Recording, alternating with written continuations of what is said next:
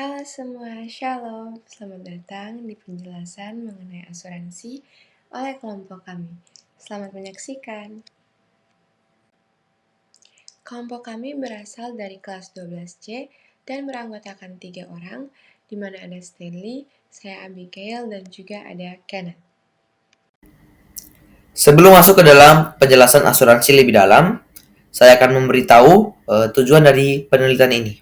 Nah, tujuannya memodelkan situasi keuangan seperti investasi menggunakan rumus rente, serta menyelidiki secara numerik atau grafis pengaruh parameter seperti suku bunga dan periode pembayaran terhadap hasil akhirnya.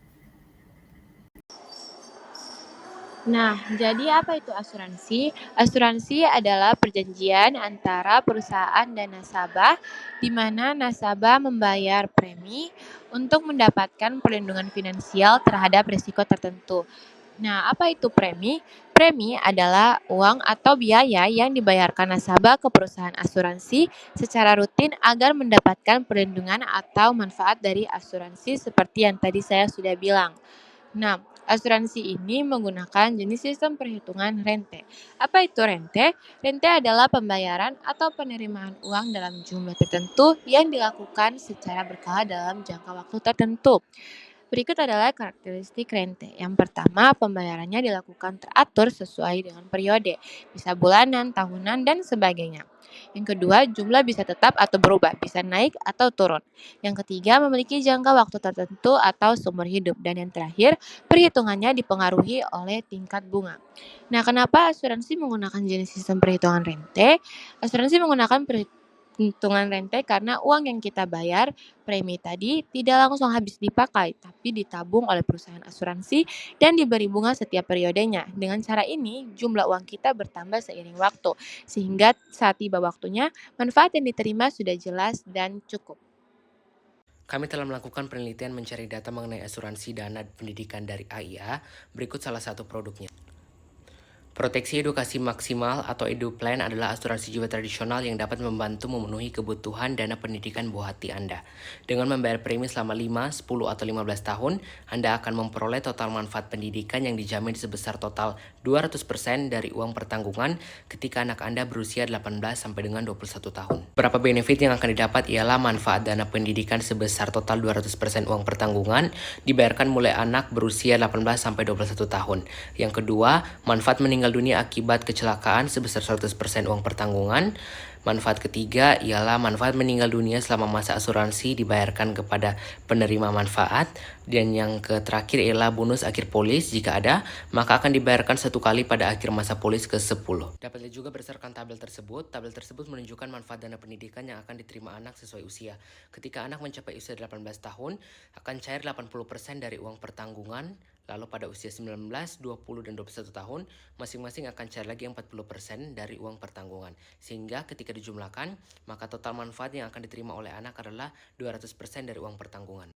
Berikut dokumentasi berupa brosur dari produk EduPlan dari AIA ini. Nah, kita masuk ke perhitungan dan rumus. Rumus rente ini ada dua. Yang pertama rumus rente post numerando dan juga rumus rente pranumerando.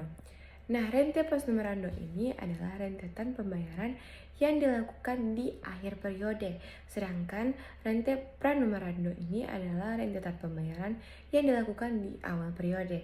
Nah, pada kesempatan kali ini kami menggunakan rumus rente post numerando.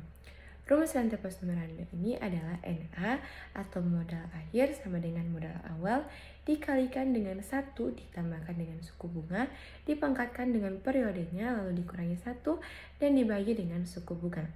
Nah, kami melakukan 3 perhitungan dengan 3 kondisi yang berbeda-beda, tapi modal awalnya tetap sama, yaitu 320 juta. Nah, pada kondisi A kami menggunakan suku bunga 4% dan periodenya itu adalah 16. Lalu pada kondisi B kami menggunakan suku bunga 8% dan periodenya itu adalah 8. Lalu pada kondisi C kami menggunakan suku bunga 4% dan periodenya adalah 12. Nah, dari ketiga perhitungan ini pastinya kami mendapatkan modal akhir atau hasilnya yang berbeda-beda. Nah, dari ketiga perhitungan tadi, kami sudah sajikan dalam bentuk tabel seperti ini. Nah, teman-teman bisa melihat bahwa tabungan dengan modal 320 juta dengan suku bunga 4% dan periodenya itu 16 tahun, itu menghasilkan modal akhir sebesar 698.384.996,6. Nah, kondisi B itu tabungan dengan modal 320 juta, suku bunganya itu 8% dan periodenya itu 8 tahun. Nah, itu juga menghasilkan modal akhir sebesar 340 juta 372.084,1. Nah, kondisi C itu tabungan dengan modal 320 juta, lalu suku bunganya itu 4% dan periodenya itu 12 tahun. Nah, itu menghasilkan modal akhir sebesar 480 juta 825.774,9. Nah, dari ketiga kondisi ini, kondisi A itu paling menguntungkan karena menghasilkan modal akhir terbesar. Nah, sedangkan kondisi B itu di mana paling tidak ideal karena hasilnya hampir sama dengan modal awal. Nah, dan kondisi yang terakhir, kondisi C, itu berada di tengah dengan hasil yang cukup besar dalam periode yang lebih singkat dibandingkan A. Nah, terima kasih. Berikut merupakan contoh interpretasi dari kondisi-kondisi tadi dalam kehidupan nyata. Kondisi yang paling tidak ideal adalah kondisi B, karena meskipun bunganya 8%, periodenya hanya 8 tahun dan hasil akhirnya 340 juta, hal tersebut menunjukkan bahwa hasilnya hampir sama dengan modal awal yaitu 320 juta. Artinya, keuntungan yang didapat sangatlah kecil dan dapat habis akan inflasi. Contoh kasus yang dapat terjadi misalnya ketika Bapak Joko memilih kondisi B untuk menyiapkan uang pendidikan anak. Setelah 8 tahun menabung, modal akhirnya hanya terkumpul 340 juta, padahal biaya kuliah sudah meningkat sangat tajam. Akhirnya, dana tersebut tidak cukup untuk menutupi kebutuhan, sehingga ia tetap harus mencari tambahan utang. Baik, kesimpulan dan refleksinya, pertama kesimpulan itu produk keuangan yang direkomendasikan adalah tabungan pada kondisi A karena menghasilkan modal akhir terbesar yaitu sebesar 698 juta 384.996,6. Nah, alasan pemilihan produk ini adalah karena kondisi A memberikan keuntungan paling optimal dengan suku bunga 4% selama 16 tahun. Nah, sehingga jauh lebih menguntungkan dibanding kondisi B yang hampir sama dengan modal awal maupun kondisi C yang hasilnya masih lebih rendah. Nah, refleksinya, kita sebagai pelajar Kristen, kita memahami bahwa asuransi pendidikan ini merupakan bentuk tanggung jawab kita dalam mengelola berkat Tuhan, berkat yang sudah diberikan Tuhan. Melalui asuransi ini juga, orang tua dapat mempersiapkan masa depan pendidikan anak dengan lebih terjamin. Nah, sekaligus menunjukkan sikap bijaksana dalam mengatur keuangan demi keberlangsungan hidup. Nah, asuransi pendidikan juga mengingatkan kita untuk mengambil setiap keputusan dengan hikmat yang sudah Tuhan berikan kepada kita. Lalu ada doa dan rasa takut akan Tuhan. Nah, sehingga manfaatnya tidak hanya dirasakan secara ekonomi, tetapi juga selaras dengan nilai-nilai iman. Dengan begitu, pengelolaan keuangan kita menjadi bagian dari panggilan kita sebagai pengelola bumi yang harus setia pada apa yang Tuhan percayakan kepada kita. Terima kasih.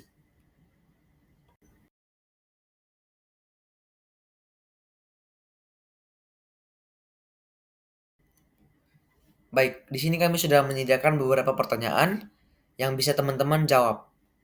Nah, yang pertama, apa itu premi? Kedua, kondisi manakah yang lebih menguntungkan? Pertanyaan ketiga, kondisi mana yang paling tidak ideal? Lalu yang keempat, sebutkan suku bunga dan periode yang digunakan pada kondisi B. Yang kelima, berapa jumlah modal akhir dari kondisi A? Nah, itulah pertanyaan dari kami, teman-teman bisa menjawabnya. Terima kasih.